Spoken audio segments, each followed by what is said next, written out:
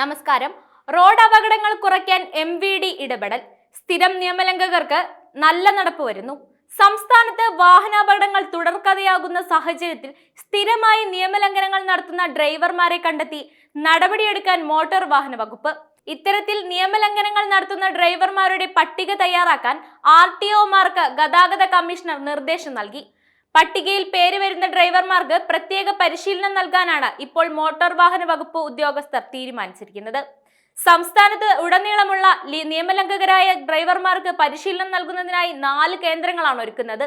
നിലവിൽ ഇത്തരം പരിശീലനം നൽകുന്ന മോട്ടോർ വാഹന വകുപ്പിന്റെ എടപ്പാളിലെയും കളമശ്ശേരിയിലെയും കേന്ദ്രങ്ങൾക്ക് പുറമെ KSRTCയുമായി സഹകരിച്ച് അവർക്കുള്ള കേന്ദ്രത്തിൽ കൂടി നിയമലംഘകരെ പരിശീലിപ്പിക്കാനാണ് മോട്ടോർ വാഹന വകുപ്പ് ഉദ്യോഗസ്ഥർക്ക് നൽകിയിട്ടുള്ള നിർദ്ദേശം. AI ക്യാമറയിൽ ഉൾപ്പെടെ കുടുങ്ങിയിട്ടുള്ളവരുടെയും ഗതാഗത നിയമലംഘനത്തിന് ഒന്നിലധികം തവണ പിഴ ഈടാക്കിയിട്ടുള്ളവരുടെയും പേരുകളാണ് മോട്ടോർ വാഹന വകുപ്പ് കണ്ടെത്തുന്നത്.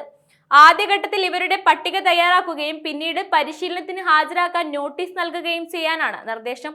കുറഞ്ഞത് 5 ദിവസമെങ്കിലും ഇത്തരം സ്ഥിരം നിയമലംഘകർക്ക് പരിശീലനം നൽകാനാണ് തീരുമാനം. പരിശീലന പരിപാടികൾക്ക് പുറമെ മോട്ടോർ വാഹന വകുപ്പും പോലീസുമായി ചേർന്ന് അപകടങ്ങളും നിയമലംഘനവും തടയുന്നതിനുള്ള വിവിധ കർമ്മ പരിപാടികളും ഒരുക്കുമെന്നാണ് സൂചന.